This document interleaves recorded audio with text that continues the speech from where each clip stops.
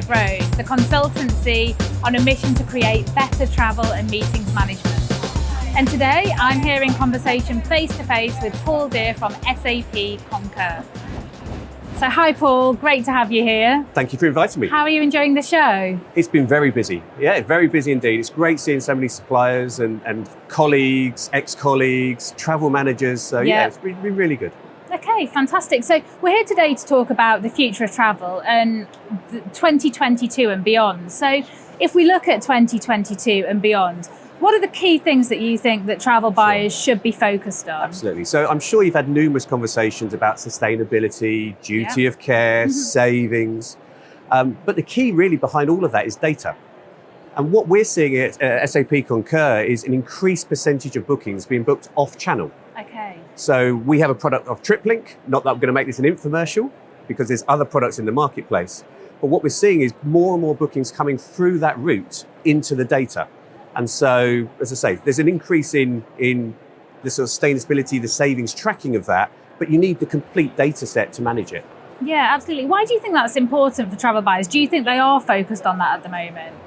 There's always been invisible spend. Yeah. I'll put on a previous hat from a TMC world. So whenever you did a pricing, you'd end up with maybe 90% of the air you expected because the expense data is used in RFPs. Yep. You might get 50 to 60 of hotel and probably 30% of rail. So there's always been that invisible spend piece. And so one of the reasons we developed TripLink is to ensure that's been brought in. But what we're seeing now is an increase, primarily because content fragmentation, from certainly airlines taking products outside of the GDS. We're seeing hotels actively encouraging direct bookings and obviously incentivizing some travel managers and travelers to book outside of the recognized channels. And rail in Europe is exceptionally complicated. I don't think there's a complete solution across any of the OBTs or TMCs out there.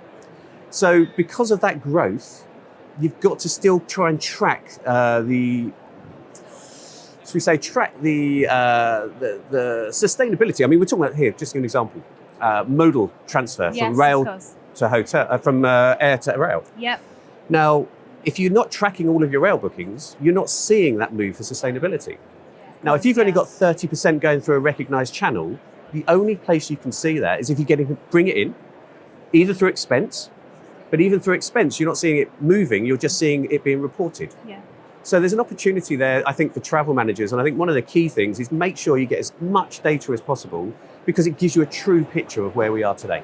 Absolutely. And you'd think this was a point in time where the value of booking through the preferred channels is more important than ever and more recognizable than ever for travelers because, you know, the heightened focus on sustainability, not just that, but also safety and security post-COVID. People aren't quite sure how to travel anymore in some cases. Well, I mean, SAP CONCUR commissioned Wakefield Research to do a survey.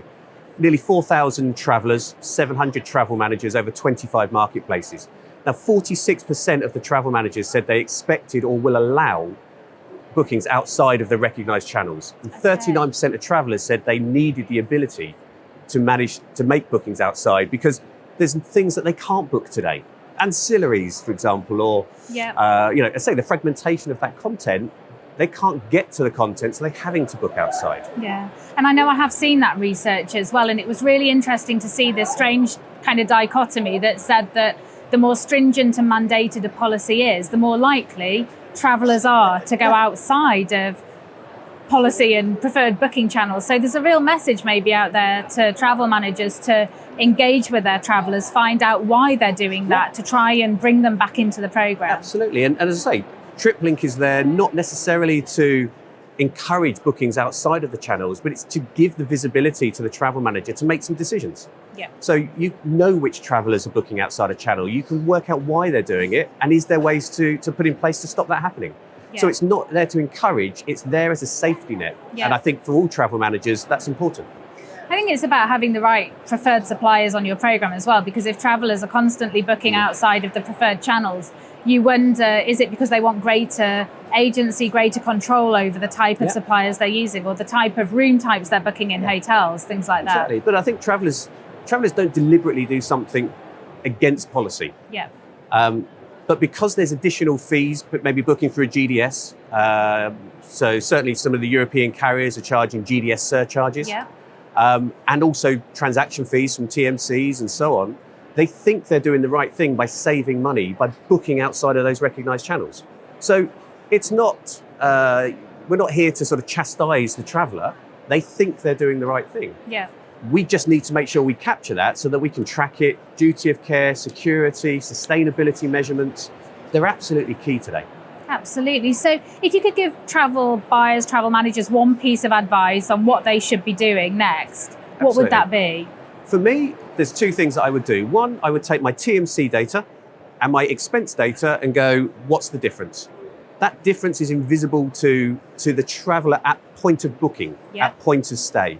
So I would get that data. And secondly, how can I close that down? If I can't close it down, how do I engage with an SAP CONCUR for TripLink or the other providers out there to try and bring that invisible spending? Okay, fantastic. Well, thanks so much for talking to us, Paul. It's been great to speak to you today. No, thank you very much indeed. Really appreciate it. Thank you.